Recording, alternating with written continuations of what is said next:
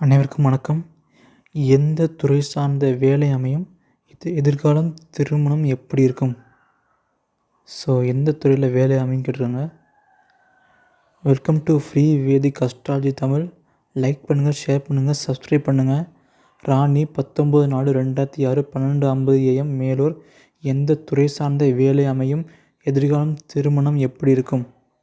லக்கணம் மகர லக்கணம், ராசி தனுசு ராசி. ஸோ இப்போ 7.5 சனி முடிஞ்சிச்சு. இப்போ தான் 7.5 சனி முடிஞ்சிருக்கு. ஸோ இது நல்ல அமைப்பு. மகர லக்கணம், தனுசு ராசி. 2ல் சுக்கிரன், 3ல் புதன் ராகு, 4ல் சூரியன் உச்சம், 6ல் செவ்வாய், 7ல் லக்கண அதிபதி, 7ல் சனி திக்பலம் கடகராசியில், 9ல் கேது, 10ல் குரு வக்ரம், 12ஆம் இடத்துல சந்திரன். ஸோ லக்கணம் வந்து மகர லக்கணம். ஸோ சனியோட லக்கணத்தில் பிறந்திருக்காங்க. ஸோ சனியோட லக்கணம்னாலே கொஞ்சம் ரொம்ப அம்பலாக இருப்பாங்க, ரொம்ப சைலண்ட்டாக இருப்பாங்க, ரொம்ப அம்பலாக இருப்பாங்க. ஸோ மகர லக்கணம் கேரக்டர் வந்து ரொம்ப பொறுமையாக இருப்பாங்க. எந்த வேலை எடுத்தாலும் ரொம்ப பொறுமையாக செய்வாங்க. ஸோ கொஞ்சம் தாழ்வு மனப்பான்மையாக இருக்கும். ஏன்னா மகர லக்கணம்னால. அது மட்டும் இல்லாமல் மகர லக்கணத்துக்கு லக்கண அதிபதி சனி பகவான். மகர லக்கணத்துக்கு லக்கண அதிபதி சனி பகவான். அந்த சனி பகவான் வந்து 7ஆம் இடமான கலத்திரஸ்தானம் மனைவி ஸ்தானத்தில் உட்காந்துருக்கு. கலத்திரஸ்தானம் மனைவி ஸ்தானம் அந்த கணவன் ஸ்தானத்தில் போய் உட்காந்துருக்கு. ஸோ 7ஆம் இடத்துல சனி பகவான் உட்கார்றது திக்பலம். ஸோ லக்கணத்துக்கு 7ஆம் இடத்துல லக்கண அதிபதியான சனி பகவான் வந்து திக்பலம் அடைகிறாரு. ஸோ லக்ன அதிபதி சனி பகவான் திக்பலமாக இருக்கார் லக்ன அதிபதி. ஸோ இது ஒரு நல்ல அமைப்பு. ஆனால் அந்த லக்ன அதிபதி சனி பகவானுக்கு சுபரோட தொடர்பு இல்லை. லக்ன அதிபதி சனி பகவானுக்கு சுபரோட தொடர்பு இல்லை. லக்ன அதிபதி சனி பகவான் வந்து 7ஆம் இடத்துல திக்பலமாகி நல்ல வலுவாக இருக்கார். லக்ன அதிபதி சந்திரனோட வீட்டில் இருந்தாலும் அந்த லக்கண அதிபதி சனி பகவான் திக்பலம் அடைஞ்சு, இந்த திக்பலங்கிறது ஸ்தான பலத்திலே முதன்மையான நிலை. திக்பலங்கிறது ஸ்தான பலத்திலே முதன்மையான பலம். ஸோ அந்த லக்கண அதிபதி சனி பகவான் திக்பலம் அடைகிறார். 7ஆம் இடத்துல லக்கண அதிபதி சனி பகவான் திக்பலமாகி நல்ல ஸ்ட்ராங்காக இருக்கார், நல்ல வலுவாக இருக்கார். ஆனால் சுபரோட தொடர்பு இல்லை. ஸோ இந்த லக்கண அதிபதி சனி பகவான் திக்பலமாகி தன்னோட 7ஆம் பார்வை லக்கணத்தை பார்க்குறாரு. அது மட்டும் இல்லாமல் செவ்வாய் 8ஆம் பார்வை லக்கணத்தை பார்க்குது. என்னதான் இருந்தாலும் உங்கள் லக்கண அதிபதி சனி பகவான் வந்து 7ஆம் இடத்துல திக்பலமாகி நல்லா வலுவாக இருக்கார். ஸோ லக்கண அதிபதி ஸ்ட்ராங்காக இருக்கார். லக்கண அதிபதிக்கு சுபரோட தொடர்பு இல்லைனாலும் அந்த லக்ன அதிபதி சனி பகவான் 7ஆம் இடத்துல திக்பலமாகி நல்ல வலுவாக இருக்கார். ஸோ லக்ன அதிபதி திக்பலமாகி நல்ல ஸ்ட்ராங்காக இருக்கார். அம்சத்தில் வந்து சனி வந்து துலாம் ராசியில் இருக்குது. அம்சத்தில் சனி பகவான் லக்ன அதிபதி சனி பகவான் துலாம் ராசியில் நல்ல சுபருக்கு வீட்டில் உட்காந்துருக்கு. லக்ன அதிபதி சனி பகவான் அம்சத்தில் துலாம் ராசியில் உட்காந்துருக்கு. ஸோ நல்ல சனி பகவான் துலாம் ராசியான சுபருக்கு வீட்டில் நல்ல நிலைமையில் இருக்குது. லக்ன அதிபதி சனி பகவான் திக்பலமாகி நல்ல வலுவாக இருக்கார் 7ஆம் இடத்துல. ஸோ உங்கள் லக்னாதிபதி ரொம்ப ஸ்ட்ராங்காக இருக்கார். உங்கள் லக்கத்தில் சனி பார்க்குது, செவ்வாயும் பார்க்குது. ஸோ நீங்கள் ரொம்ப பிடிவாதக்காரராக இருப்பீங்க. ஸோ ரொம்ப பிடிவாதமாக இருப்பாங்க, ரொம்ப கோவப்படுவாங்க. இந்த தாழ்வு மனப்பான்மை, இந்த இன்ஃபீரியாரிட்டி காம்ப்ளெக்ஸ்க்கு இருக்கும். ரொம்ப பிடிவாதம் பிடிப்பாங்க, கொஞ்சம் கோவப்படுவாங்க. ஏன்னா லக்னத்தை சனி செவ்வாய் பார்க்குது. ஸோ அது மட்டும் இல்லாமல் லக்ன அதிபதி சனி பகவான் 7ஆம் இடத்துல திக்பலமாகி இருக்கார். ஸோ லக்ன அதிபதி சனி பகவான் திக்பலம் ஆறுது நல்ல அமைப்பு. ஏன்னா திக்பலம்னா அது ரொம்ப ஸ்பெஷலான அமைப்பு, ரொம்ப விசேஷமான அமைப்பு. திக்பலங்கிறது ரொம்ப விசேஷமான அமைப்பு. ஸோ லக்னாதிபதி திக்பலங்கிறது ரொம்ப நல்ல அமைப்பு. ஸோ கவலைப்படாதீங்க, ஃப்யூச்சர் வந்து ரொம்ப நல்லாயிருக்கும், கவலைப்படாதீங்க. இது 5ஆம் அதிபதியான சுக்கிர பகவான் 2ஆம் இடமான குடும்பஸ்தானம், வாக்குஸ்தானம், வருமான ஸ்தானத்தில் உட்காந்துருக்காரு. ஸோ சுக்கிரனும் நல்லா இருக்கார். உங்கள் லக்னத்துக்கு 5ஆம் இடத்த அதிபதி சுக்கிரன்.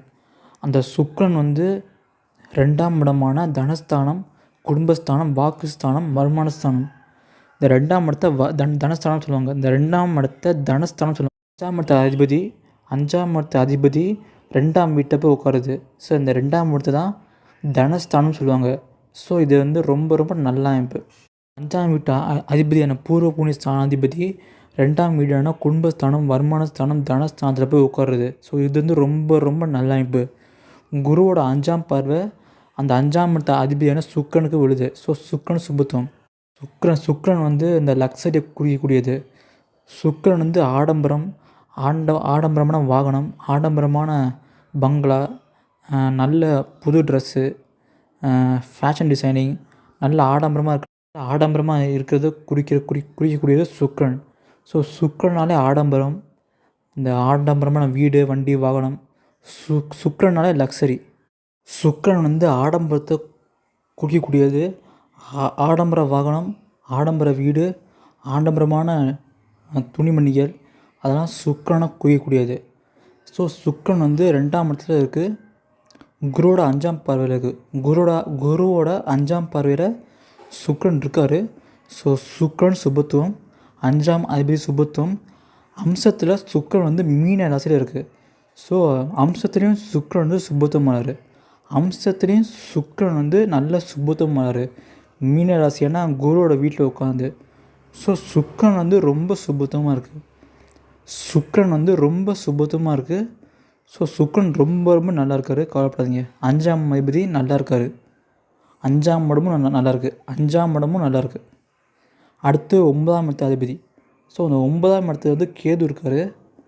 சனியோட 3ஆம் பார்வை 9ஆம் இடத்தை பார்க்குது. 9ஆம் இடத்த சனி வந்து 3ஆம் பார்வையை பார்க்குது. செவ்வாய் வந்து 4ஆம் பார்வையாக 9ஆம் இடத்தை பார்க்குறாரு. ஸோ 9ஆம் இடம் கொஞ்சம் இதுவாக இருக்குது. 9ஆம் இடம் கொஞ்சம் மைனஸாக இருக்குது. 9ஆம் இடத்து அதிபதியான புதன் பகவான் வந்து லக்னத்துக்கு 3ஆம் இடத்துல இருக்கார். 9ஆம் இடத்துக்கு அதிபதியான புதன் பகவான் லக்னத்துக்கு 3ஆம் இடமான தைரிய வீரிய ஸ்தானத்தில் இருக்கார். ஸோ 3ஆம் இடம் வந்து உபஜயஸ்தானம், தைரிய வீரியஸ்தானம். ஸோ புதன் வந்து ராகுவோட கூடியிருக்காரு. ஸோ இது கொஞ்சம் இதுவாக இருக்குது. என்னதான் புதன் வந்து ராகுவோட கூடி இருந்தாலும் சந்திர கேந்திரத்தில் புதன் இருக்கார். சந்திரனோட கேந்திரத்தில் புதன் இருக்கார். ஸோ புதன் வந்து ஓரளவு சுபத்தமாக இருக்கார். புதன் வந்து ராகுவோட பீடிக்கப்பட்டாலும் ராகுங்கிறது ஒரு இருள் கிரகம். அந்த ராகு வந்து ஒரு கிரகத்தோட சேர்ந்தால் அந்த கிரகத்தோட காரகத்துவத்தை அந்த ராகு செய்வார். இந்த ராகு வந்து ராகு திசையில் செய்வார். ஸோ புதன் ராகு 3ஆம் இடத்துல சேர்ந்துருக்கு. என்னதான் புதன் ராகு வந்து சேர்ந்துருந்தாலும் அதே புதன் வந்து நீச்சமாக இருக்கார். ஸோ புதன் 3ஆம் இடத்துல இருக்கார். 3ஆம் இடத்துல இருக்கார் லக்கணத்துக்கு.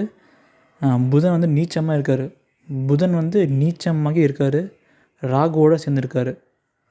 அதுதான் ராகுவோடு சேர்ந்தாலும் சந்திர கேந்திரத்தில் இருக்கார் புதன். சந்திரனோட கேந்திரத்தில் புதன் இருக்கார். இங்கே சந்திரன் வந்து பஞ்சமி சந்திரன். இங்கே சந்திரன் வந்து கொஞ்சம் ஒளி பொந்தி இருக்குது. இந்த ஜாதகத்தில் சந்திரன் வந்து தேய்பிறை பஞ்சமி சந்திரன். ஸோ சந்திரனுக்கு ஒளி இருக்குது. ஏன்னா சந்திரன் வந்து தேய்பிறை பஞ்சமி சந்திரன். ஸோ சந்திர கேந்திரத்தில் புதன் இருக்கனால புதனுக்கு ஓரளவு சுபத்துவம். சந்திர கேந்திரத்தில் புதன் இருக்க காரணத்தினால புதன் வந்து ஓரளவு சுபத்துவம் அடையுது. ஸோ கவலைப்படாதீங்க, இது ஒரு நல்ல ஜாதகம். சந்திர கேந்திரத்தில் புதன் இருக்குது. சந்திரன் வந்து ஒளி பொந்திருக்கு.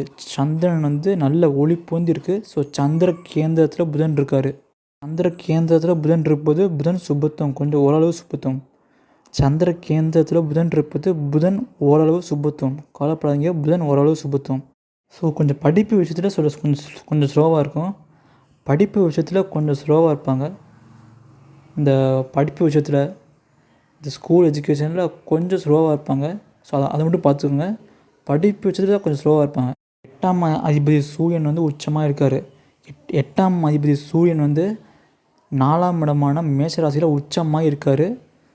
சனியோட பார்வை இருக்கு. 8ஆம் அதிபதி சூரியன் உச்சமாக இருக்கார் 4ஆம் இடத்துல. சனியோட 10ஆம் பார்வையும் பார்க்குது, குருவோட பார்வையும் இருக்குது. முக்கியமாக குருவோட 7ஆம் பார்வை சூரியன் மேலே படுது. ஸோ 8ஆம் அதிபதி நல்லா வலுவாக இருக்கார். என்னதான் சனி பார்த்தாலும் குருவோட 7ஆம் பார்வை சூரியனை சுபத்துவப்படுத்துது. உங்களுக்கு ஆயுள் வந்து ரொம்ப ரொம்ப நல்லாயிருக்கும், கவலைப்படாதீங்க. ஏன்னா லக்னாதிபதி திக்பலமாக இருக்கார். 8ஆம் அதிபதி உச்சமாகி 4ஆம் இடத்துல இருக்கார்.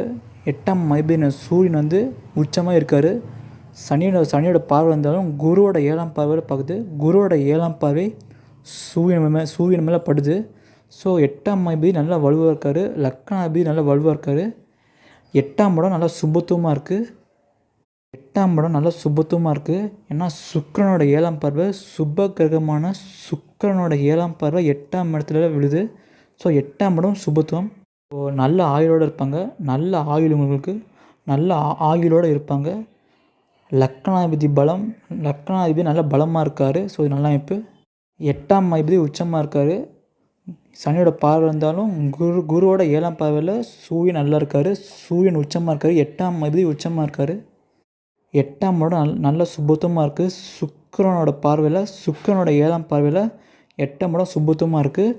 சனியும் திக்பலமாகி இருக்கார். ஸோ ஆயுள் ஸ்தானாதிபதியான சனி வந்து திக்பலமாகி இருக்கார். ஆயுளை குறிக்கக்கூடிய சனி பகவான் திக்பலமாகி நல்ல வலுவாக இருக்கார். ஸோ நல்ல நீண்ட ஆயுள் இருக்கும். பார்ட் 2ல் பார்ப்போம்.